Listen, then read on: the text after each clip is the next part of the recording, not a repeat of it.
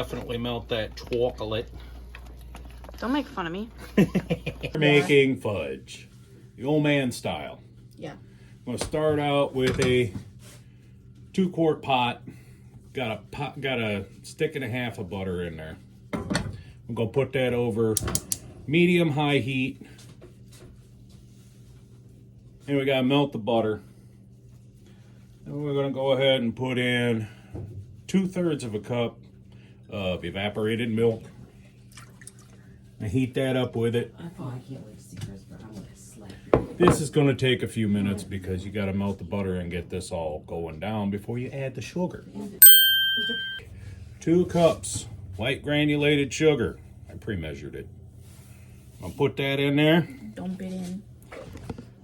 What we're going to do is we're going to stir this all up here. Get this sugar dissolved. This is the hard part, trying to get this right, because we got to get all this sugar dissolved, and we can't have anything burning, so we got to stir it kind of constantly. Now, while we're stirring, we're watching it, making sure that we can see the edges and see if we get any bubbles forming in here. Thanks, Jen. No. You had me get chips. Look at the chips that are up there. Look, Johnny replied to my Instagram. Oh, wow. Who the hell's Johnny? Where I got my shirt. Oh, okay. I don't know. Okay, this is what it looks like once your sugar has already gotten all incorporated and it's starting to melt down. Now we just got to watch around the edges and look for bubbles to start forming while it's boiling. Once that happens, we set a timer for 5 minutes. Okay, as you can see, we're starting to show some bubbles popping around here and there. That means that we're starting to boil. So we set our timer. We have to stir this constantly, getting the whole bottom of the pot using A spatula here. You can use regular wooden spoon, that's fine. We got to stir this constantly until we hit the 5-minute mark.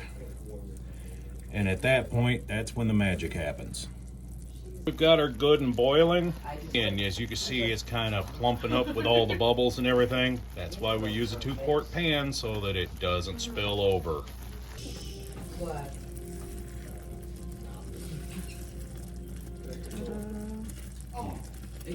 Down to about 10 seconds left on the timer. Once we get down to where it beeps, we're going to take it off the heat. Okay. Now we take a 7-ounce can package of the marshmallow fluff. Yummy.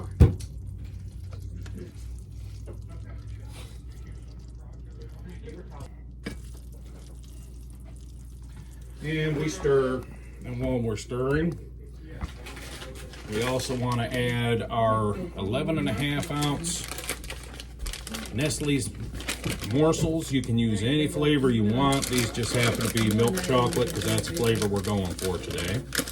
You can also use the butterscotch for butterscotch flavor. They have a mint chocolate chip flavor. Those are good too. And if you make this, go ahead and pour those in. Dump the whole bag. Oh, I thought you said don't dump the whole bag. Dump the whole bag. Gotta have all of it. Gotta have all that chocolate in there. You know, that chocolate. Chocolate. And we just stir this until well. Yummy. We'll definitely melt that chocolate. Don't make fun of me. You gotta have a strong arm for this because it starts to thicken up on you. That's why Dad's doing it, and I'm not. It's already starting to thicken. And you can see that chocolate's still melting. About 2 minutes into this. A special ingredient. Gotta have the vanilla. Yep. About a 1/2 teaspoon is all you need. You just eye it. I eyeball everything. And then you go ahead and you mix that up in there. And if you really, really want to have gourmet fudge, and I don't tell anybody this, so feel privileged,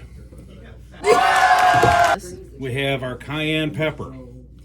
It doesn't do anything to flavor it. What it does is it adds aroma and it blooms the flavor. You see I've got a little bit here in my hand. Just take a pinch, throw that in there, and that will help bloom the flavor Does not add any heat. You will not taste the pepper, but it will make a huge difference in your chocolate. Now we get this all stirred in. We go ahead and we take this over to our prepared sheet.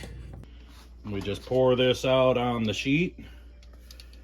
Go ahead and we spread this out a little bit while it's still pliable. This can go in the refrigerator for about an hour and it'll be ready to take out. Cut it up, do whatever you want with it. Got the walnuts, got the crushed ones. So, you know, you don't need a lot of these. And just put these on the top here.